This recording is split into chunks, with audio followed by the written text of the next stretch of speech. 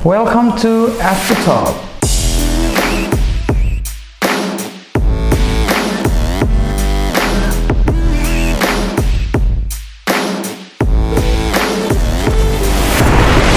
Assalamualaikum warahmatullahi wabarakatuh, teman-teman semuanya. Kenalin, nama gue Estu. Hari ini gue akan bercerita dari teman-teman ataupun menceritakan cerita DM dari teman-teman ya, tentang keluh kesah, keresahan dari teman-teman. Tenang aja, buat kalian semuanya yang bercerita di sini itu nggak akan dikasih tahu namanya siapa, ID-nya apa. Jadi tenang aja. Identitas kalian semuanya sangat gue jaga. Selalu.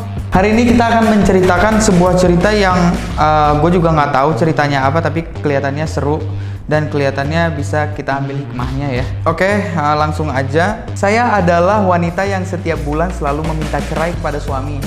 1 tahun lebih kami menikah, tak pernah dinafkahi suami. Oke, saya bekerja, jadi menurut suami tidak wajib memberikan saya nafkah. Oke, karena saya masih mampu.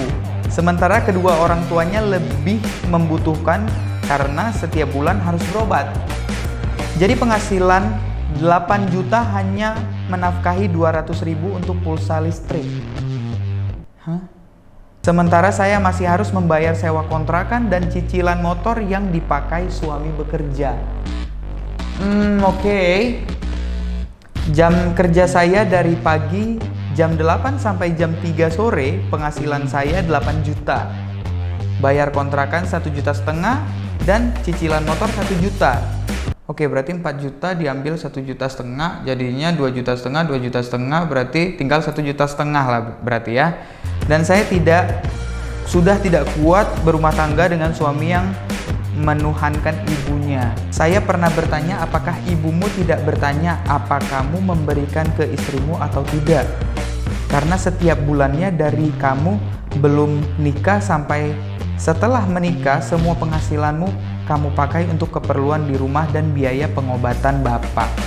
Bapak? Tadi ibu? Gimana sih? Tapi saya tidak dapat jawaban. Oke. Yang saya ingat waktu masih pacaran, ibu mertua saya bilang kalau anaknya itu nggak bisa dikekang.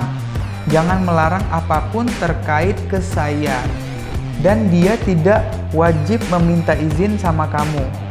Jika dia bantu-bantu saya, apalagi dia masih punya adik yang masih sekolah. Sebenarnya tanpa ibu mertua bilang seperti saya sudah paham. Gimana sih? Sebenarnya tanpa ibu mertua bilang seperti itu, saya sudah paham, maksudnya gitu. Hanya saja setidaknya anaknya sudah menikah dan berkeluarga. Jangan memaksa seperti dia masih belum menikah. Oke. Kira-kira langkah apa yang saya lakukan? Saya belum bicara dengan orang tua saya, tapi sahabat saya ada yang mengetahui ini dan saya cerita. Dan dia kaget sekali, karena suami saya termasuk suami soleh menurutnya dan sayang ke keluarga. Tapi sahabat saya bilang kalau anak seperti itu memang ada yang patuh dan nurut omongan ibunya. Nah, setahu gua, kalau istri itu emang harus patuh kepada suami. Kalau suami itu harus patuh kepada ibunya, harus patuh pada keluarganya. Benar sekali. Gua nggak menyalahkan itu gitu. Poinnya yang paling penting adalah ketika sang suami tidak menafkahi istri, itu udah salah besar gitu loh. Itu udah salah besar. Apalagi suami tidak menafkahi dan hanya memberikan cicilan ataupun uang 200.000 hanya untuk kontrakan gitu loh. Sisanya siapa? Sisanya istri nyari sendiri. Itu salah besar, men. Salah besar itu. Itu berdosa sih menurut gua ya.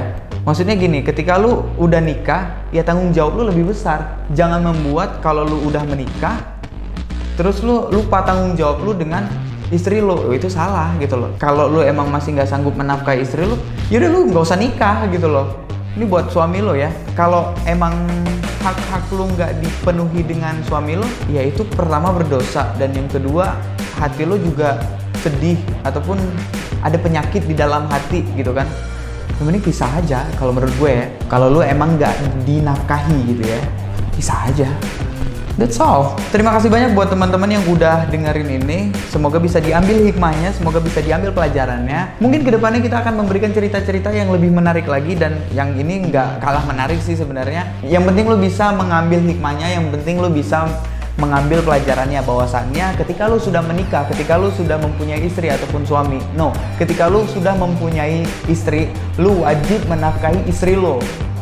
Ya gimana pun caranya, ya lu udah sah nih, misalnya lu udah sah nih kan, ya udah lu harus nafkahi gitu loh. Walaupun lu punya masalah berat nih di keluarga lu ataupun dimanapun, ya yang namanya lu udah nikah, ya lu harus menafkahi istri lu. Apapun itu, hukum Allah sangat adil di sini, ya. Jadi untuk para istri nih, mintalah keadilan sama suami lo gitu. Walaupun gue juga belum beristri gitu kan, ya tapi ya udahlah gitu. Semoga lo bisa ambil hikmah dari cerita-cerita yang ada di sini tadi. Terima kasih, jangan lupa untuk like, comment, dan subscribe juga tentunya di akun gua ini. Mari sama-sama kita menjadikan channel ini sebagai channel yang bermanfaat. Jangan lupa kalau video ini bermanfaat buat lo, bermanfaat buat keluarga lo share aja ya. Oke, terima kasih banyak dari gua Estu. Assalamualaikum warahmatullahi wabarakatuh.